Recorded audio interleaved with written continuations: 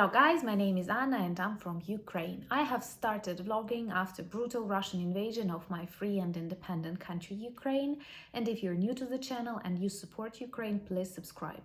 Together we will witness Ukrainian victory, and also there are many beautiful and important things that I want to share with you about Ukraine and what is it to be Ukrainian during these challenging times.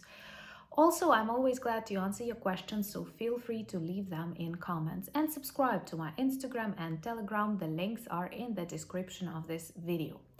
And today I want to speak about one topic that actually triggers me, and this is Russian vloggers.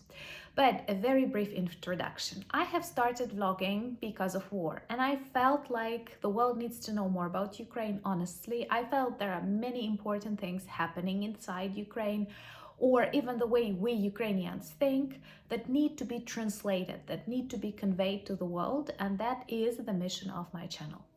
Of course, I'm always glad when you ask me some questions or give me compliments. Honestly, I'm like a person, and I'm a person in really bad conditions, in really bad environment of war.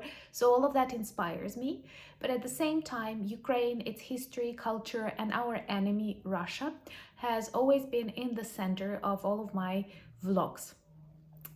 And when I'm saying that I'm not professional, I mean that I do not invest money in advertisement, or I don't make some product placement. I think it would be absurd if you're speaking about something so serious as war in Ukraine. So once again, grateful for your coffees and being my patrons.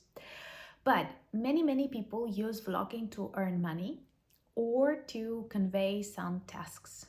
And Russian vloggers belong to this group. And that wouldn't be a problem, honestly, if their country was not killing thousands of people in my country.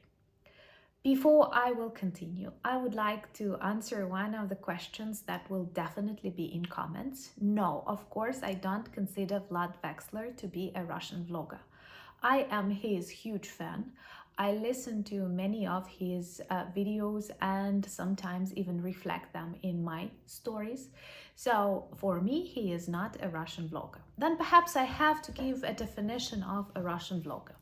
So a Russian vlogger is a person that is concentrated on his or her origin from Russia, uses it as a possibility to attract attention to his or her or their personality, and at the same time avoid speaking about the truth of Russia. And the truth of Russia is that this country is responsible for terrorism, is responsible for murders, rapes, and other crimes in Ukraine and other countries.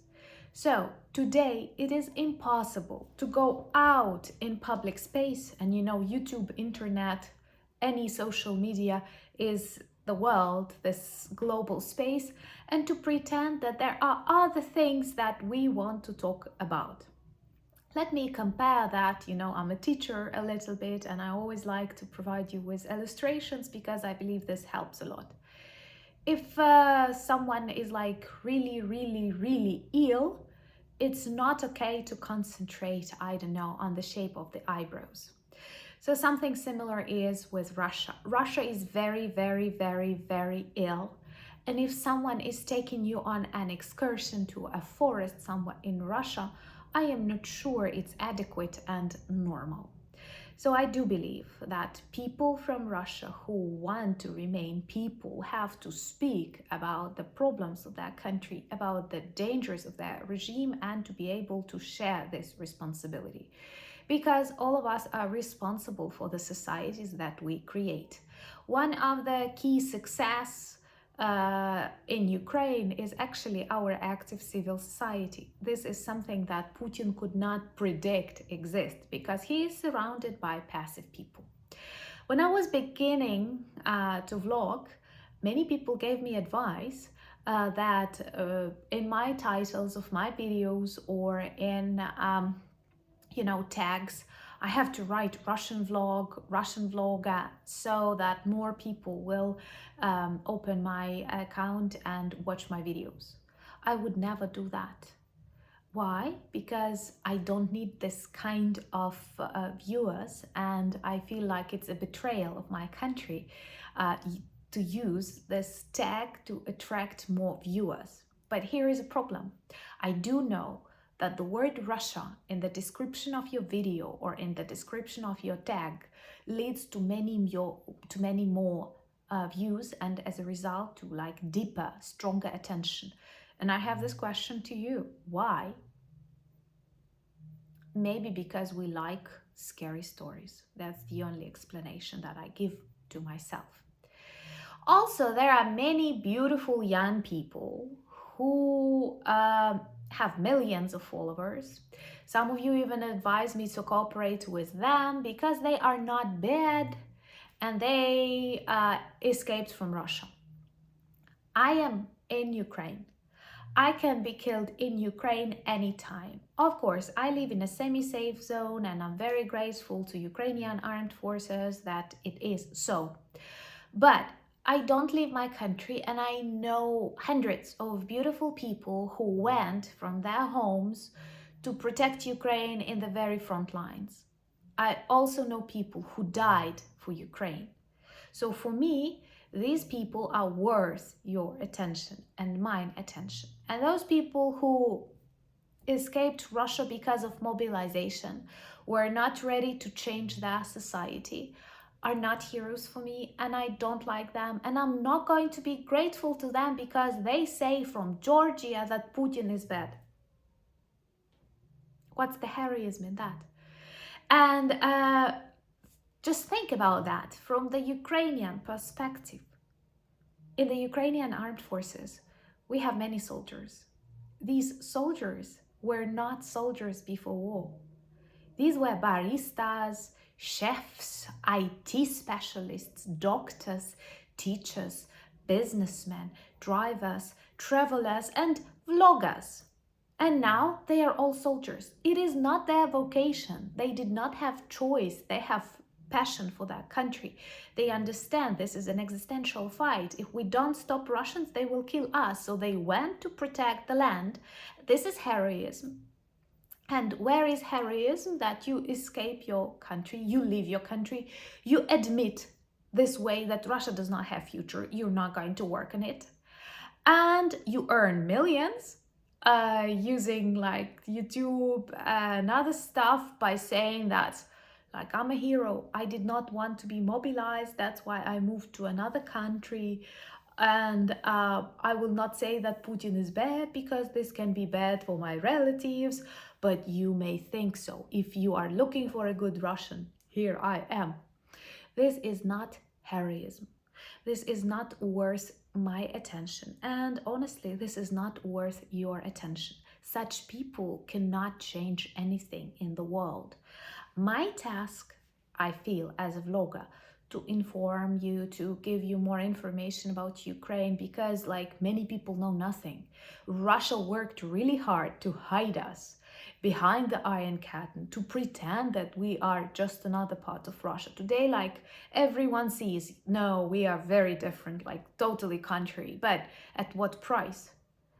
And another thing that I've noticed, that pro-Ukrainian, pro-democratic vloggers, we cooperate, we try to interview each other, or we mention each other, and we can make some change, maybe even offline.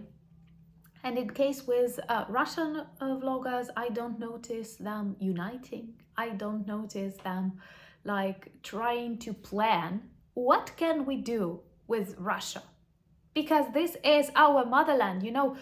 I could have been angry at my motherland. I could have said like, oh, I don't like, it's too loud here. No, it's my native, it's my own. I have to care for it. Why don't they care for their Russia? Why don't they take this responsibility? You will say, police, they will get arrested. Okay, everybody saw Putin is weak. Their fear makes him strong. And my country is not like the best country to live in the world right now, you know. Perhaps we are not even on rating, and like we don't have many tourists, you know why? Because we have war, because of Russia. But I live here because that's my country and I want this country to survive. Why don't they want their country to survive? So for me, people who do not say that Russia is bad today, that Putin is a criminal and a terrorist, that they feel very sorry and for all the crimes committed in Ukraine and other countries, that they don't explain it with some, like, I don't know, conspiracy theories, and also those who pretend that nothing is happening and look at a beautiful tree or look at my nails. This is not okay. People who get attention, who have thousands and millions of subscribers, I think they are responsible for their country, because there is something inside of them that makes others listen and watch to them, and perhaps they should send some important messages. Of course, I know that in these comments I will get some advice, look at this, look at that. I do not deny that internet is really deep, and maybe there are some Russian vloggers who speak about crimes and who support Ukraine.